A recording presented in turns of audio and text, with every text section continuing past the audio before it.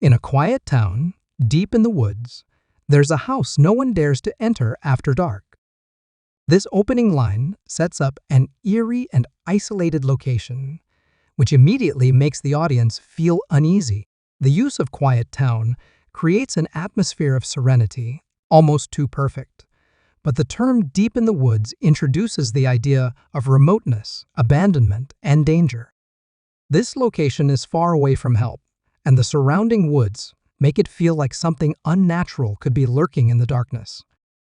The phrase, "no one dares to enter after dark," immediately triggers a sense of fear, as it suggests that there is something about the house that people are too scared to confront an unknown, chilling presence that most of the townsfolk recognize and avoid. The audience is left wondering what makes this house so frightening.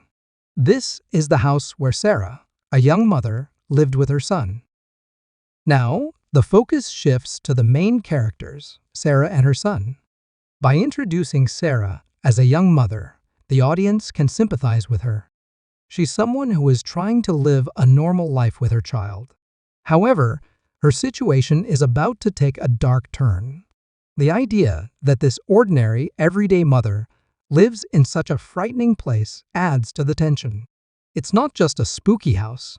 It's a home somewhere Sarah is supposed to feel safe. This contrast makes the horror even more unsettling.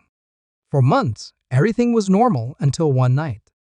This line builds suspense by suggesting that, for a period of time, everything in Sarah's life seemed just like any other family's life. The repetition of everything was normal lulls the audience into a sense of calm, making the eventual turn of events all the more shocking. The use of "until one night" acts as a pivotal moment, an ominous shift where the calmness ends and something terrifying begins. This phrase hints at an event that will unravel Sarah's seemingly peaceful life.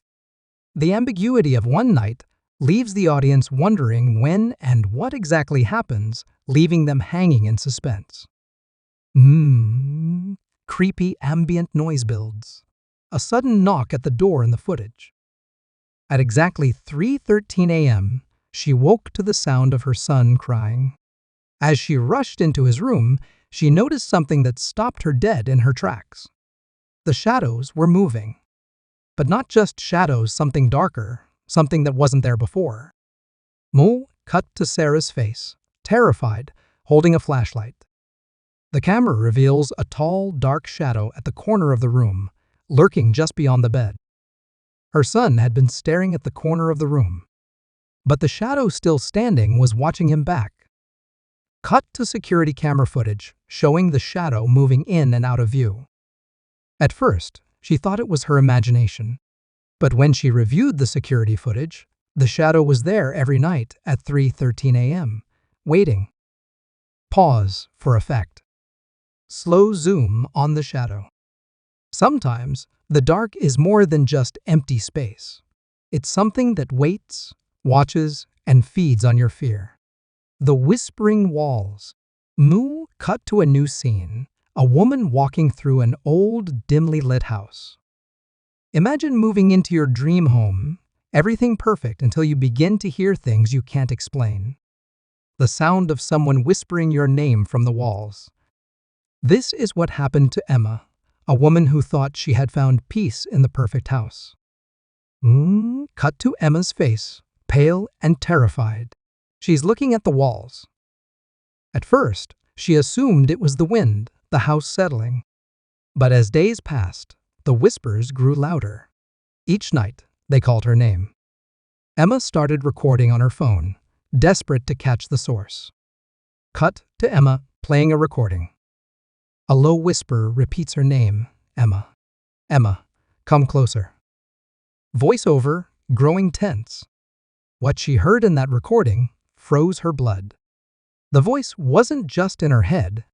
It was coming from inside the walls.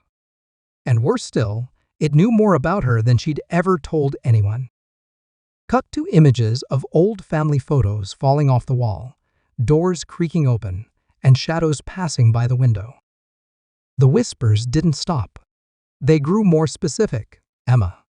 The child. The child is waiting. It wasn't just a voice anymore. It was a presence. A warning, she realized too late. Cut to the screen, slowly zooming in on a shadowy figure standing behind her in the corner of the room. Whispering, "Sometimes the walls hold secrets better left unknown. And once they know you, they won't forget you." The face in the mirror, story 3. Cut to a bathroom scene. A woman stares at her reflection in a bathroom mirror. The lighting is dim. Mirrors have always held a dark fascination. They reflect who we are, but sometimes they show something else. Something more dangerous. Cut to the woman in the mirror, slowly turning away, but the reflection stays still for a moment longer. Voiceover, calm, eerie.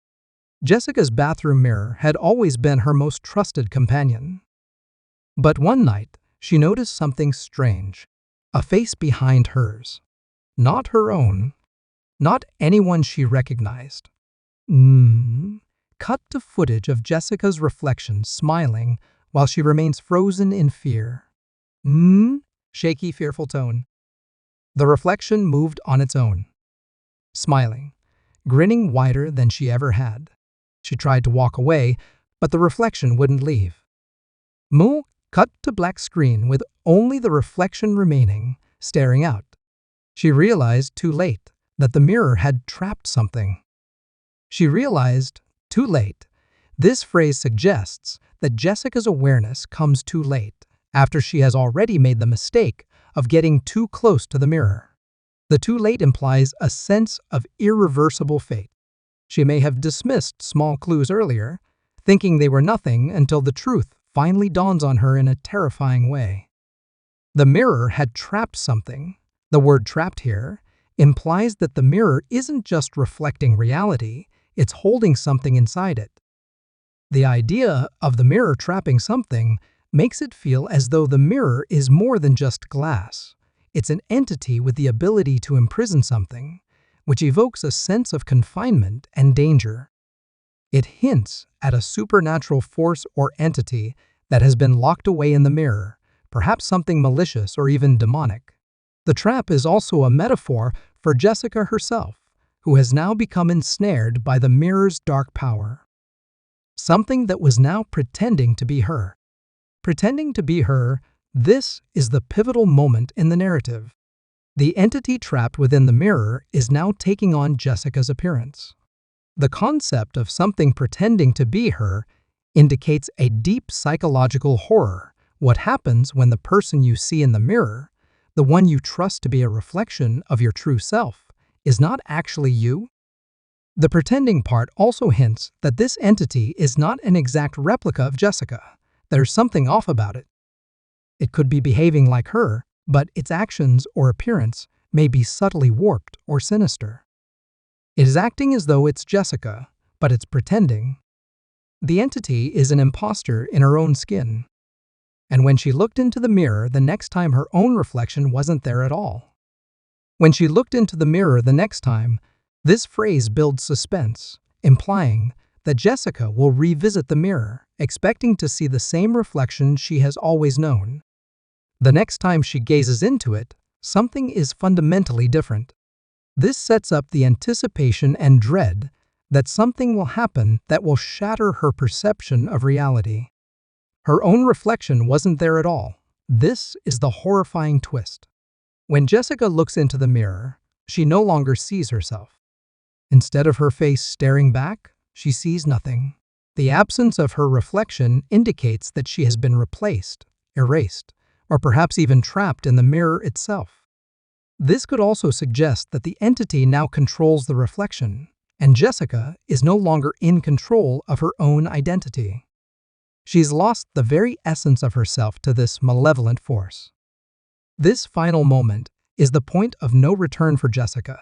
It's the ultimate realization that she has been consumed by something darker than she could have ever imagined. Sudden, loud crash of glass breaking. Voiceover, whispering urgently, "Some mirrors are windows. Not to your world, but to theirs.